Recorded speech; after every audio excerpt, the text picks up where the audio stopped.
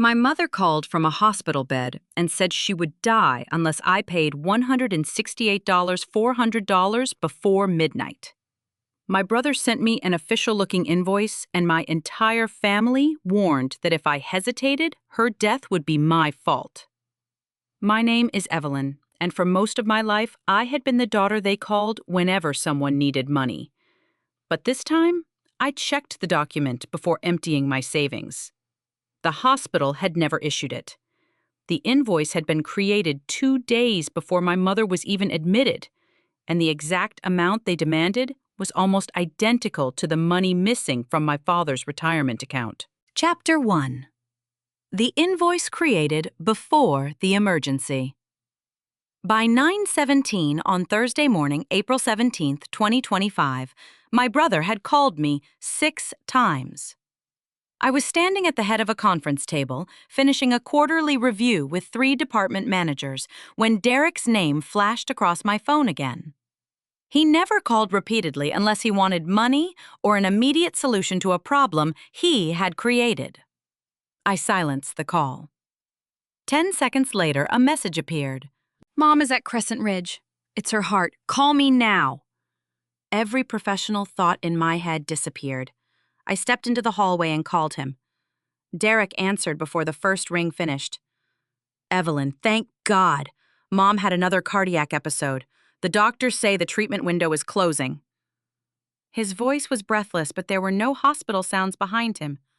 No intercom, no rolling carts, no nurses asking questions. Only silence. "Is she conscious?" "Barely. They can stabilize her, but the insurance company hasn't approved the procedure. We can't wait for them. She may not make it through the weekend." My hand tightened around the phone. "What procedure?" "A private cardiac intervention program. It's outside the insurance network. They need $168,400 before they can move forward." For several seconds, I thought I had misunderstood him. "They need the entire amount today?" "Before 5. Your certificate of deposit matures today, so you can access the money without a penalty." That frightened me almost as much as what he had said about our mother. I had told only one person when that certificate matured. Lorraine had asked about it during dinner 3 weeks earlier, after telling me she wanted to understand my plans for the future. I had assumed she was trying to be interested in my life. Now Derek knew the exact date. "How do you know about my CD? Does that matter right now? Mom could die while you interrogate me." A voicemail from Lorraine arrived before I could answer. Her voice sounded thin and tired. "Evelyn, sweetheart, I never wanted to become a burden to you. Derek says there may still be a chance, but only if they can begin quickly.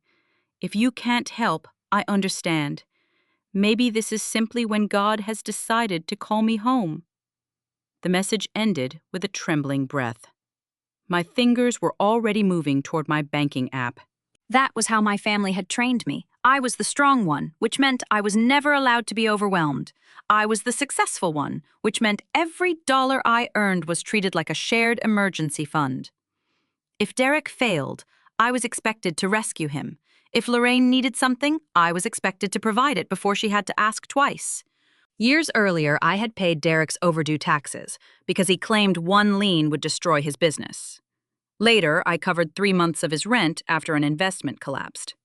When Lorraine needed dental work, I paid the entire bill because she said financing made her feel ashamed. Each time, I told myself it was an exception. Each time, the next exception became larger. Whenever I hesitated, Lorraine called me cold. Derek accused me of valuing money more than family. Eventually, I learned that paying was easier than defending myself. But $168,400 was not a favor. It was a life-changing amount of money. I closed the banking app. "Send me the official invoice, the provider's legal name, the wire instructions, the billing reference, and the insurance denial." Derek's voice hardened. A normal daughter would worry about her mother before auditing an emergency. A legitimate provider can produce legitimate paperwork. "You always do this. You turn people into numbers and then act as if that makes you responsible. Send the documents. He hung up. 7 minutes later, an email arrived with a single PDF attached. Its file name read Emergency Cardiac Intervention Invoice. At first glance, it looked official. It carried a blue medical symbol, a payment deadline, and Lorraine's full name. The amount due was listed as $168,400. Then I examined it more closely. The recipient was Crescent Advanced Cardiac Solutions, LLC, not Crescent Ridge Medical Center. The document contained only part of a patient number. There was no hospital account, no recognizable service code, and no breakdown showing what the insurer had denied or what Lorraine supposedly owed. The transfer instructions directed the full amount to a commercial bank account controlled by the LLC. I searched the hospital's public website. The company was not listed among its department's billing partners or affiliated practices. Derek called again. Did you get it? I'm reviewing it. There is nothing to review. Transfer the money. I'm calling the hospital. Evelyn, every minute you waste could determine whether Mom lives or dies. I ended the call and contacted Crescent Ridge Medical Center's billing department. I did not ask whether Lorraine had been admitted. I did not request her diagnosis, treatment plan, or medical records. I gave the representative the name printed on the invoice and its reference number, then asked whether the document had been issued through the hospital's billing system. After placing me on hold, the representative returned. I cannot disclose any patient information without authorization. I can confirm that Crescent Advanced Cardiac Solutions, LLC, is not our billing department. I also cannot locate an invoice using the structure or reference number you provided. Our hospital would not instruct a family member to make an immediate wire transfer to an outside LLC in this manner. I thanked her and ended the call. Derek called twice more while I drove to Crescent Ridge. In one voicemail, he said the doctors were waiting. In another, he said I was wasting the minutes that might decide our mother's fate. I expected to find Lorraine unconscious, surrounded by machines. Instead, she was sitting upright in a hospital bed, speaking normally with a nurse. She looked tired and frightened, but she was not being rushed into surgery. When she saw me through the open doorway, her eyes moved toward Derek. He stepped into the hallway and pulled the door nearly shut behind him. You should be at the bank. I spoke with hospital billing.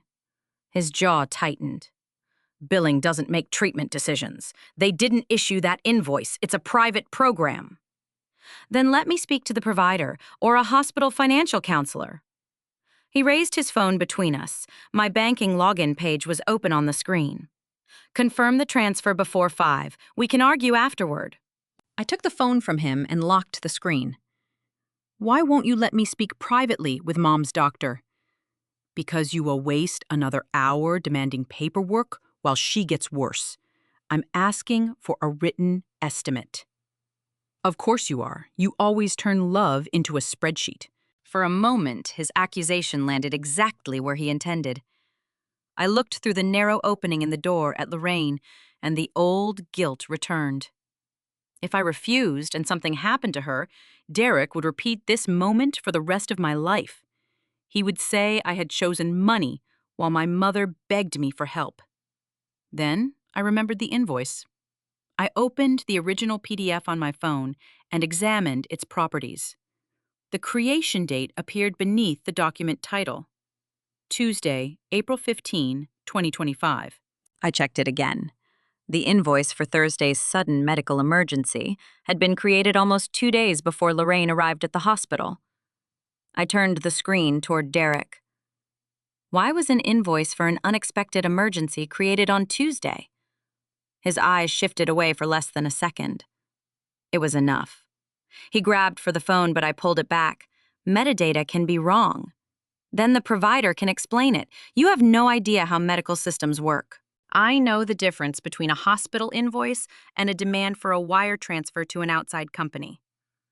His face changed. The frightened son disappeared, leaving someone angry that his deadline was no longer controlling me. If Mom dies, this is on you. The words hurt, but they no longer sounded like truth. They sounded like leverage. I am not transferring $1 until an authorized provider confirms the treatment, the cost, and the payment instructions in writing. I walked toward the elevator before he could answer. Inside my car, I saved the original email and PDF in a protected folder. I captured the document properties, backed up the metadata, and preserved Derek's messages and Lorraine's voicemail with their timestamps intact. For the first time, the question was no longer whether I loved my mother enough to pay. The question was, who had known in advance that my family would need exactly $168,400? Chapter 2. The emergency they built around my mother. By 8 the next morning, I was back at Crescent Ridge Medical Center with a notebook in my bag and copies of both the invoice and its metadata stored on my personal phone. Lorraine had authorized Dr. Price to discuss her condition in front of Walter Derek and me. We gathered beside her bed while sunlight filtered through the blinds. Walter stood near the window with his arms folded. Derek remained close to Lorraine as if proximity gave him authority over everything said in the room. Dr. Price checked the tablet in his hand before speaking. Lorraine was admitted for observation after reporting chest pain and an irregular heartbeat. We have been running tests and monitoring her rhythm. Does she need emergency surgery? I asked. He looked at me, then at Lorraine. At this point, the testing has not indicated a need for emergency surgery. We are adjusting her medication and continuing observation. The pressure inside my chest loosened, but only for a second. Is there an outside cardiac program she must enter immediately to survive the weekend? Derek stepped forward. That is not what anyone said. I turned toward him. Yesterday, you told me she might not survive the weekend unless I transferred the money before 5. I said we could not afford to waste time. Dr. Price raised one hand. There has been discussion of a specialized program that could be considered after discharge. It is one option among several, depending on how Lorraine responds and what her cardiologist recommends. It is not an emergency surgical requirement. Lorraine stared down at her blanket. I asked the question as clearly as I could.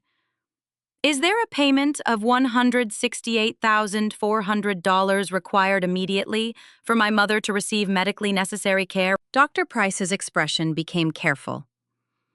I do not handle billing, and I cannot verify costs quoted by an outside provider, but her treatment here is not being withheld because that amount has not been paid.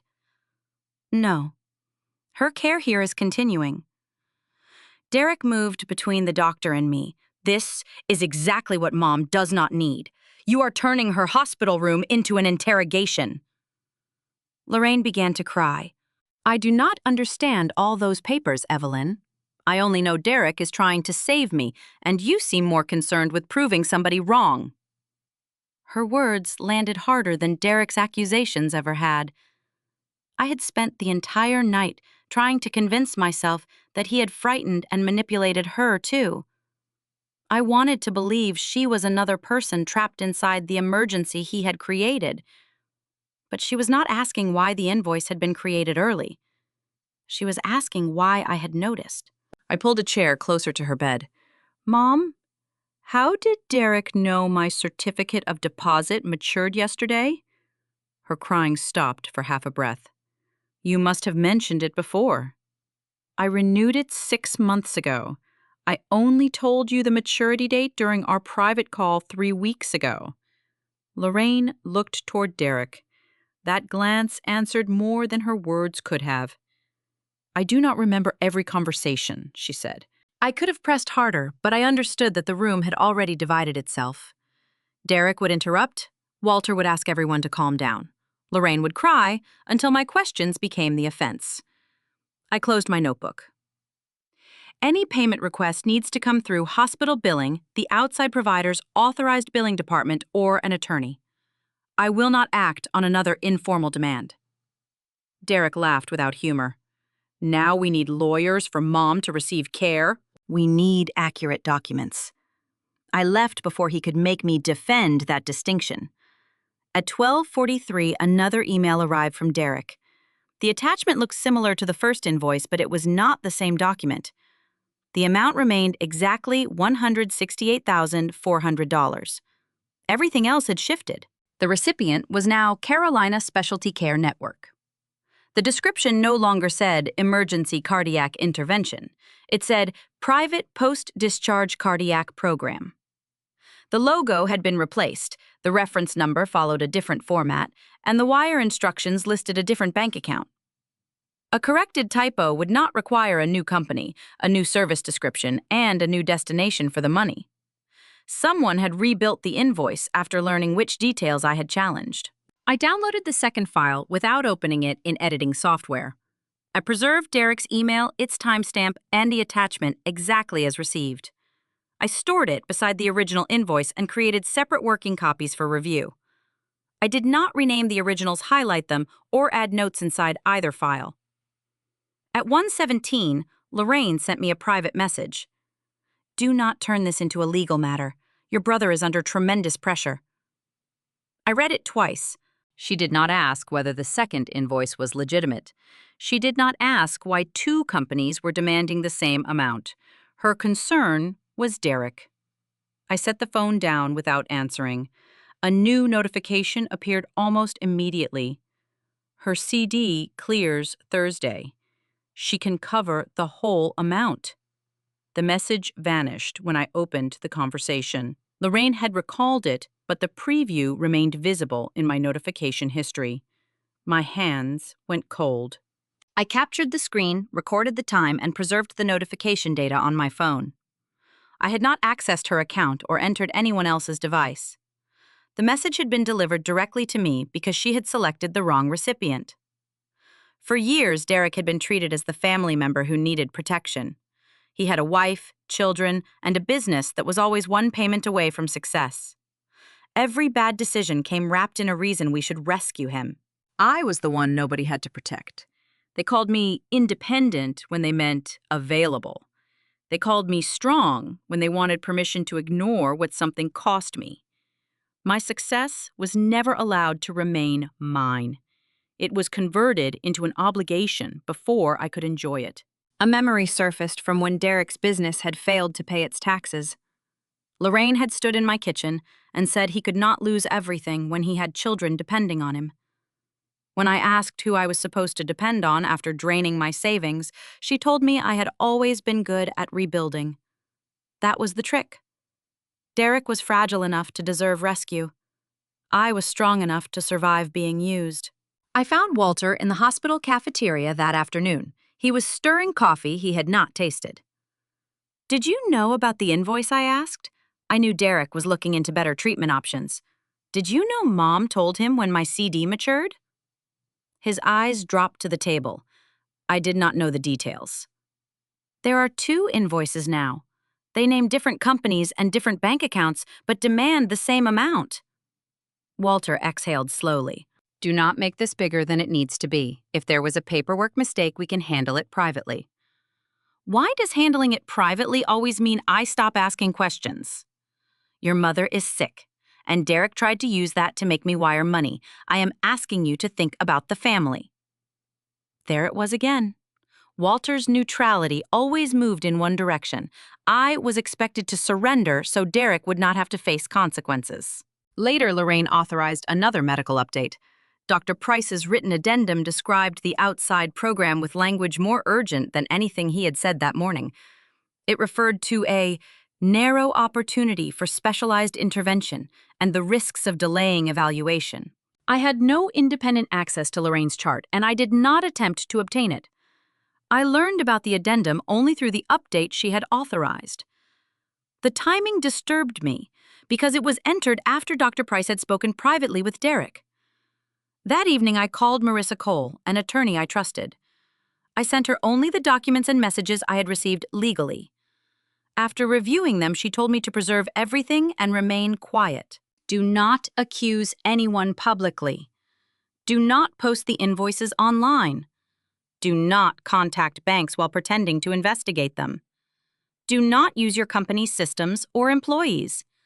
Save only what comes to you lawfully, and keep the original files unchanged. I followed every instruction. Lorraine called just after 9. Her voice no longer sounded weak. I did tell Derek about the CD. I closed my eyes. Why? Because I knew you could save him, not save her. Save him. You gave him my private financial information so he could pressure me. He needed help, Evelyn. You have the money and he has people depending on him. Did you know about the invoices I am not discussing, paperwork I do not understand? But you understood enough to tell him when my money became available. Silence stretched between us. I knew you could help your brother, she said. I thought you would do the right thing. The call ended, but I kept the phone against my ear. This was no longer a story about Derek exploiting our mother's illness without her knowledge. Lorraine had given him the date. She had helped him choose the moment when fear money and guilt would collide. My mother had agreed to turn herself into the reason I would be too terrified to say no. Chapter 3. When they turned my questions into a crime, by Saturday morning Derek had stopped asking me for money and started telling other people what my refusal supposedly revealed about me. My Aunt Patricia sent me a screenshot from a private community group. Derek had written that Lorraine was facing a serious cardiac crisis, while a close relative with more than enough money had chosen suspicion over compassion. He never named me, but everyone in our family knew who he meant. He did not mention the invoice created 2 days before the emergency. He did not mention the 2 different companies or the 2 bank accounts. He did not mention that Crescent Ridge was continuing Lorraine's care without demanding $168,400. Patricia sent another image beneath it. It was a post about adult children who valued their bank accounts more than the lives of the parents who raised them. Is that directed at me? I'm not taking sides, she replied. But your mother says success has changed you. Lorraine had not posted anything herself. She did something quieter and more effective. She called relatives, family friends, and 2 women from her church. She cried while telling them I had become cold since building my career. The story remained inside our family and local community, but that was enough. People who had never seen a single document began sending me messages about forgiveness, gratitude, and the duties of a daughter. By noon, Derek sent a 3rd attachment. This one was called Family Medical Support Agreement. The amount remained $168,400, but it was no longer described as an emergency medical payment. The agreement called it a financial contribution, and in another section, a voluntary family investment connected to a healthcare venture. It required me to acknowledge that I understood the risks. It limited Derek's liability. It permitted the money to be used for operating expenses of related entities. One paragraph stated that no specific financial result or medical outcome had been guaranteed. The document was not another sloppy invoice. It was an attempt to rewrite what had happened. If I signed it and the money disappeared, Derek could claim I had knowingly invested in a risky family venture. The terrified phone call, the threat that Lorraine might die, and the demand for payment before 5 would become background noise. I called Marissa. He's changing the legal nature of the transaction, she said. Do not sign it, forward it, or add comments to the original file. He told me this money was necessary to keep Mom alive. Then he sent you a document asking you to admit it was a voluntary investment. We need a complete chronology. Together, we created a record of every call, voicemail, email, invoice attachment, and timestamp. We documented the original metadata, Lorraine's recalled message about my CD, the changing legal entities, and the shifting purpose of the money. Marissa sent preservation requests to the appropriate parties. This is not an account freeze, she warned me. It does not give you access to anyone else's banking information. It asks the recipients to preserve relevant records under their policies and any legal process that may follow. The bank confirmed only that it had received a fraud report and would preserve records according to its procedures. It disclosed nothing about Derek Walter or either company. I then contacted the ethics officer at my firm. I'm involved in a family financial dispute concerning documents that may have been fabricated, I explained. I have not used company software. I have not searched Derek or either LLC through our databases. I have not accessed anyone's account, and I am not treating this as a professional engagement. She documented my disclosure and thanked me for reporting it. 2 days later, Derek filed a complaint against me. He accused me of using my professional expertise and company resources to intimidate family members, investigate his businesses, and interfere with a legitimate medical arrangement. My firm opened an internal review.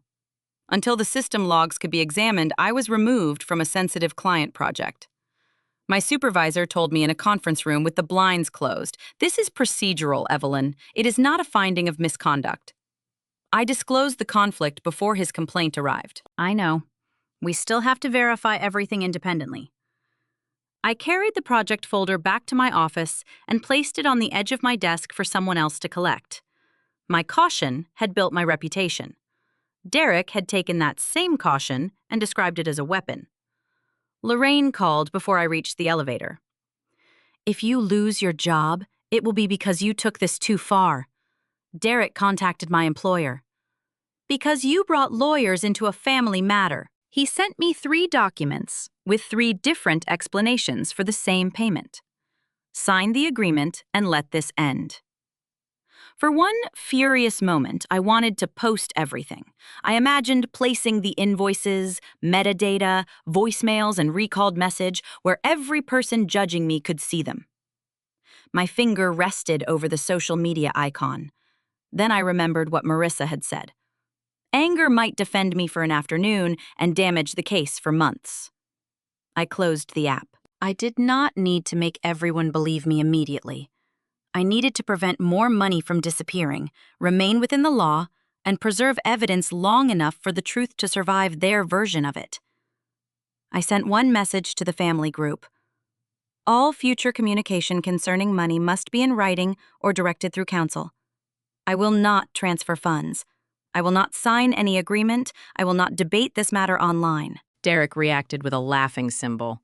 Lorraine did not respond. That afternoon, Marissa called with information obtained from public business records. Crescent Advanced Cardiac Solutions, LLC, had commercial connections to Blue Harbor Mobility. The entities shared an address history overlapping representatives and recorded business activity. "It is not enough to establish a crime," Marissa said. "But it is enough to contradict the claim that the invoice came from an independent hospital provider." She had also found that Dr. Price had invested $52,000 in Blue Harbor Mobility. A later payment of $18,000 appeared, preliminarily, to be a partial return of that investment, which had not been fully disclosed. "We are not calling it a kickback," she added. "There has been no official finding." Lorraine was discharged that evening with adjusted medication monitoring instructions and a follow-up appointment. No emergency surgery occurred. No provider demanded $168,400 to keep her alive. Walter still tried to stand between the truth and its consequences. "Derek may have handled the paperwork badly because he was panicking," he said. "That does not mean he tried to defraud anyone. People do not accidentally create 3 documents that describe 3 different transactions. He was trying to help your mother." "Did you invest in Blue Harbor Mobility, Num?" The answer came too quickly. "Did Derek ever ask you to transfer money to Blue Harbor or Crescent Advanced Cardiac Solutions?" Walter hesitated. "After my knee surgery, he helped me manage some investments." "What does that mean?" "He showed me opportunities. I signed the authorization forms myself." "Did he have access to your retirement account?" "He could not move money without my signature." Walter explained that Derek had brought him investment documents and described the funds as being secured by valuable medical equipment. Walter had signed the distribution authorizations because he believed the equipment protected his principal. Derek had not stolen his password. He had not secretly entered the account. He had placed documents in front of Walter, explained them in terms his father trusted, and guided him into authorizing each transfer. "Call your financial advisor tonight," I said. "You are determined to make your brother guilty. I am trying to find out where the money went." Walter ended the call. Near midnight, my phone rang again. When I answered, the anger had disappeared from his voice. My advisor reviewed the retirement account. I sat upright in bed. "How much is missing?" $168,400 went out first. There were additional distributions and fees after that. The total shortage is $201,800. Did you authorize all of it? I signed what Derek brought me. I did not understand that the funds were leaving the protected investment structure. When will the formal review happen?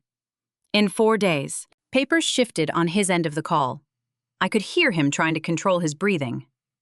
Dad, what entity received the money? He remained silent for several seconds before reading the name from his statement.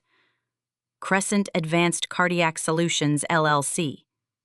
For the first time, $168,400 did not resemble the cost of saving Lorraine's life. It looked like the exact amount Derek needed to replace before someone discovered the hole in Walter's retirement account. Chapter 4. The money was never for my mother. Walter called Marissa the next morning, but agreeing to meet her was not the same as accepting what Derek had done. I want answers before anyone takes this outside the family, he said. If Derek can explain the transfers or return the money, we should give him that chance. Marissa did not argue with him. Bring every document you received and let the evidence determine what happens next. Walter arrived at her office carrying 2 folders and a canvas bag. Inside were retirement statements emails, distribution authorizations, equipment schedules, and the investment materials Derek had given him after his knee surgery. Walter placed them on the conference table with shaking hands. I signed the forms, he said. Does that mean there is nothing I can do? It means we cannot describe this as someone simply stealing money from your account, Marissa replied. The question is, what caused you to sign? She separated 4 documents. Were you given false information? Was the intended use of the money misrepresented? Were the financial documents accurate? Did Derek exploit your trust and his access to your financial life? Those are the issues that matter. Walter looked toward me as if he expected me to interpret the answer. I did not. I had spent years becoming the person my family called whenever a form was confusing or a decision carried risk. This time, I refused to become either Walter's investigator or his excuse. Marissa recommended Daniel Ruiz, an independent forensic accountant. Walter retained him that afternoon. I provided nothing beyond the documents lawfully sent to me and did not participate in Daniel's examination. 2 days later, Daniel met us in Marissa's office. He did not begin with accusations. He opened Walter's first statement and pointed to the transfers.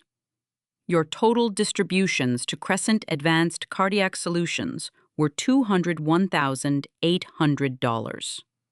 Walter nodded slowly. Daniel placed an equipment invoice beside it. Only $34,900 can presently be connected to medical equipment that appears to exist. What happened to the rest? Walter asked. Daniel turned over another page. Vendor debt was paid. So were office rent operating expenses and a personal loan associated with Derek. $18,000 was transferred to Dr. Price. Walter gripped the edge of the table. The doctor who treated Lorraine. The records indicate the payment was a partial repayment of Dr. Price's previously undisclosed investment in Blue Harbor Mobility. Whether that conflict required additional disclosure or reporting will be determined through the appropriate review process. Daniel slid a summary toward Walter. After accounting for the equipment and traceable expenditures, the unresolved hole connected to your portfolio is approximately $166,900. The number settled over the room. Derek had demanded $168,400 from me. The difference was $1,500, enough to cover transfer fees and part of the company's immediate expenses. Daniel showed us the calendar next. Walter's periodic review with his financial advisor had been scheduled before Lorraine entered the hospital. Derek's call demanding that I save her had come just days before that review. If Evelyn had transferred the requested amount, Daniel said the funds could have been used to restore most or all of Walter's account before the reconciliation. Walter stared at the documents. So my wife's emergency was never why he needed her money. No financial record I reviewed connects that demand to medically necessary hospital care. Daniel replied. Marissa placed the family medical support agreement beside an affidavit Derek had prepared for Walter. The agreement would have classified my payment as a voluntary family investment. Walter's affidavit stated that he understood the risks and had independently authorized every distribution. Separate documents serving the same purpose. If we signed them, Derek would have 2 consenting investors and 1 failed healthcare venture. The fear manipulation and false medical urgency would disappear behind our signatures. Walter read his affidavit twice. He told me this was only to confirm that I approved the investments.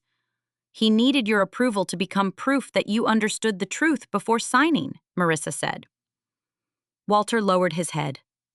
I ignored things Evelyn tried to tell me. I remained silent. He turned toward me. Derek always had a reason. His wife needed something. His children needed stability. His business only needed one more chance. You were successful, so I told myself. Helping him would not hurt you as much. It did hurt me, I know. No, you knew then. You decided I could survive it. His face tightened, but he did not look away. I kept asking you to be the more generous person because that was easier than making your mother and Derek stop taking advantage of you. The apology was specific enough to matter. It was also years late. Thank you for admitting it, I said.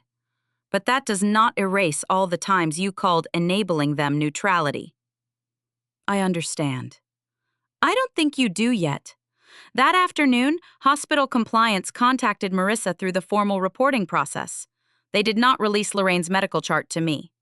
They limited their communication to findings connected to the documents we had submitted. The hospital had not issued an invoice for $168,400. Dr. Price had entered his addendum after speaking with Derek. The language exaggerated the urgency of the outside program and made it appear that Lorraine's treatment team had endorsed it. Audit logs also showed access and edits requiring further examination. The matter had been referred for medical staff review and to the appropriate licensing authority. Dr. Price continued to deny creating either invoice. Nothing yet proved he had designed the false documents. What the evidence showed was narrower. He had supplied medical language that supported Derek's urgency and had not fully disclosed his financial connection to Blue Harbor Mobility. The same day my company completed its internal review, the system logs confirmed that I had not searched Derek Crescent or Blue Harbor through company resources. I had not accessed restricted data or used investigative software for the family dispute. The ethics officer closed Derek's complaint. There is no evidence that you violated company policy, she said. Continue keeping this matter completely separate from your work. The relief did not feel triumphant. I returned to my project carrying the knowledge that Derek had been willing to endanger my career simply because caution made me harder to control. On Saturday evening, he summoned everyone to Walter's house for the following night, Sunday, April 20th, 2025. He called it our last opportunity to resolve the matter privately as a family. His deadline was not about healing the family. Walter's advisor and the bank were completing their reconciliation on Monday. Derek needed my signature before their records stopped being something he could explain away. Marissa advised me not to attend without safeguards. She prepared the documents, retained complete copies, and arranged to remain available by phone. She also confirmed that the relevant evidence had already been delivered through proper channels. Derek could not make it disappear by persuading us to surrender our copies. Walter took his first practical step that morning. He revoked Derek's assisted online access, changed every authorization, and instructed his advisor that future transactions required direct verification with him. He did not threaten to disinherit Derek or announce that he was choosing me. He simply removed the access Derek had learned to exploit. Before I entered Walter's house on Sunday, he stopped me on the front porch. There's something you need to see. He held out his phone. Derek had replied to an email chain about Monday's financial review, apparently believing Walter was still protecting him. The message contained one sentence.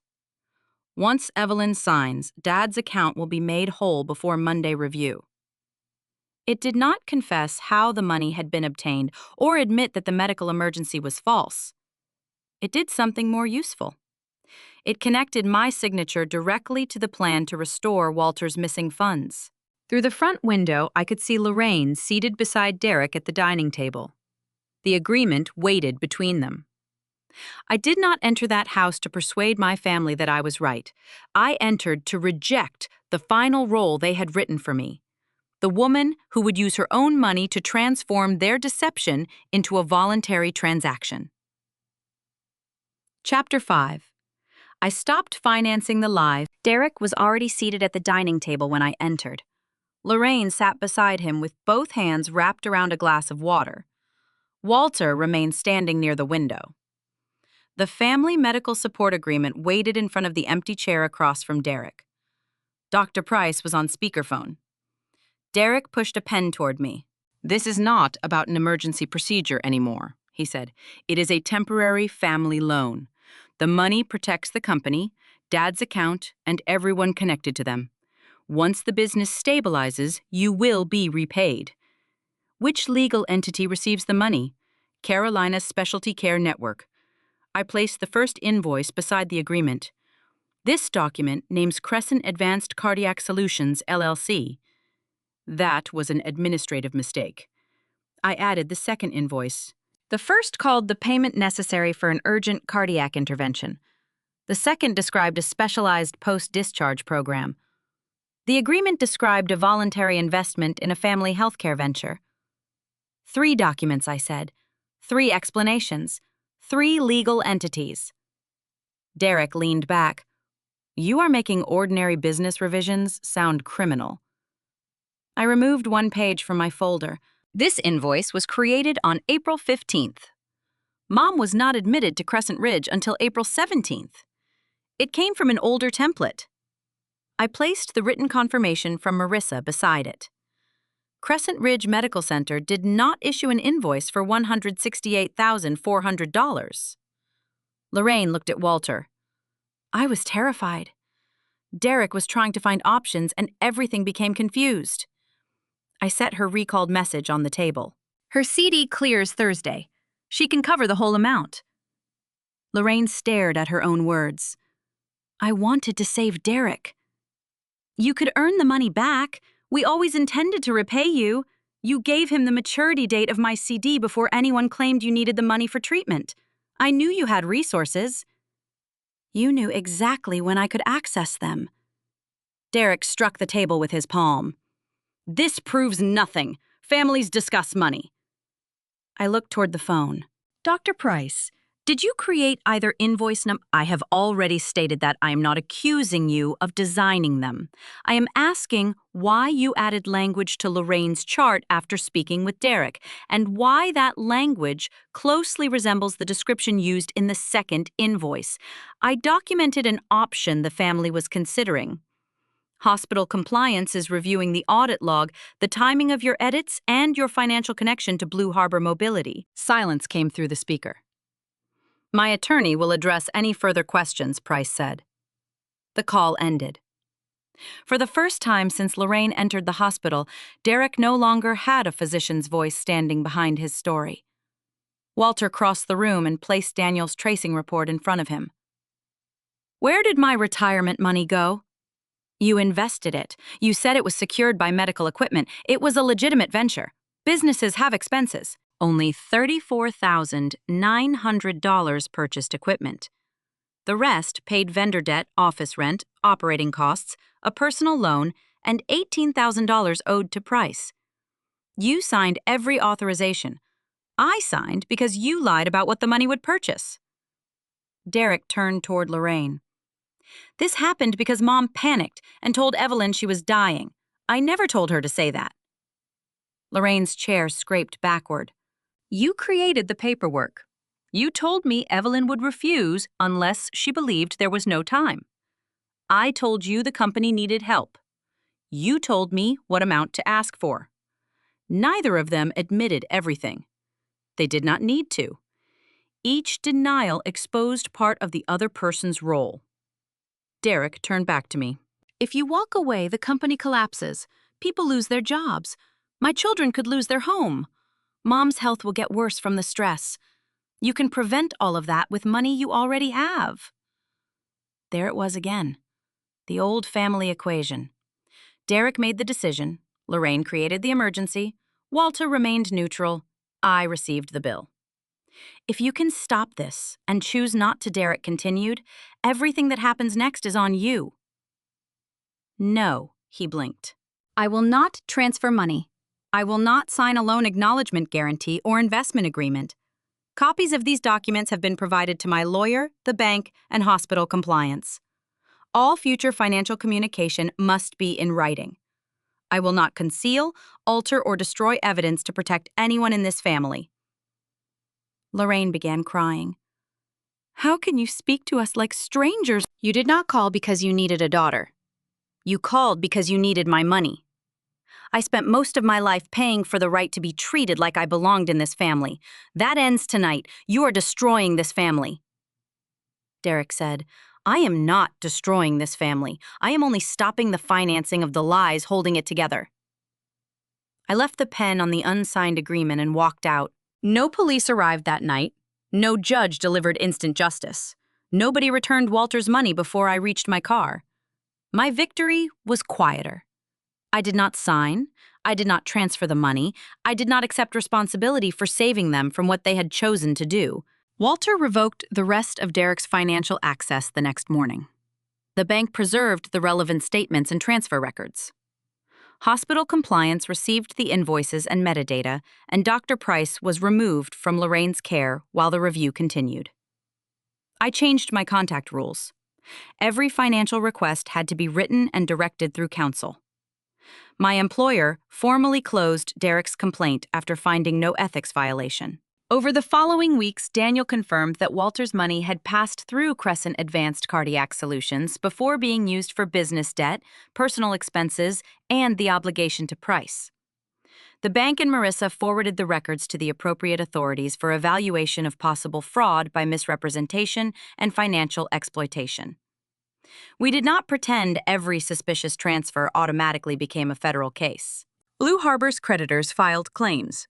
An investor withdrew after reviewing inconsistent financial documents. The medical staff review found that Price had added the late addendum and failed to disclose his financial conflict fully. Lorraine mailed me a letter.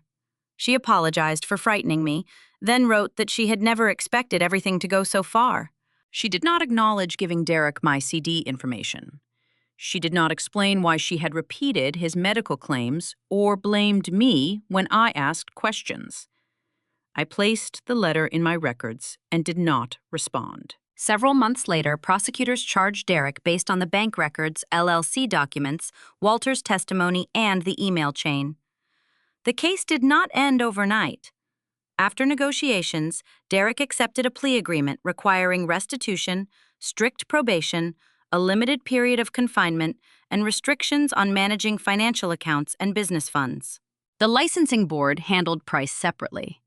After its formal process, his medical license was suspended for a defined period with supervision and conditions required before unrestricted practice could resume. Walter met with an estate planning attorney. He replaced his power of attorney, changed beneficiary designations, revised his will and trust, and completed the documents with the required signatures and notarization. He also consulted a family law attorney and separated from Lorraine. He did not announce an immediate divorce or pretend one decision could repair decades of avoidance. When he asked to see me, I agreed to one meeting. I believed you completely only after my own money disappeared, he said. You had already shown me the evidence, and I still expected you to absorb the damage. I know. I am sorry. I accept that you are finally telling the truth. I cannot promise our relationship will return to what it was. That is fair. It was not forgiveness, but it was the first conversation we had ever had without my future being offered as payment for someone else's choices. In February 2026, I was home on a quiet evening when Patricia left me a voicemail. Derek had another crisis. Lorraine was falling apart. The family needed me. Before the message ended, I had my car keys in my hand. The old fear rose instantly. If I did not go, Whatever happened next would become my fault. Then I saw the paper Marissa had helped me write. I do not manage family financial emergencies. All communication must be in writing. I put down the keys, saved the voicemail in the folder for Marissa, and turned my phone face down. I was not happy that Derek had failed, or that Lorraine was lonely. I finally understood that I could care about what happened to them without volunteering to become their next victim. For most of my life, I believed a good daughter was someone who always arrived with a solution. That night, I finally understood that loving and rescuing were not the same thing. I did not have to let them destroy my security, dignity, and future just to prove I still belonged in the family. I turned off the living room light and walked upstairs. For the first time, my family had a crisis, and I did not rush over to pay for it, lie about it, or carry responsibility for it. My world did not collapse. If you were Evelyn, would you cut ties completely or give Lorraine one final chance? Share your thoughts in the comments. And if you believe setting boundaries does not make someone selfish, subscribe for more stories about betrayal, justice, and the courage to finally break free.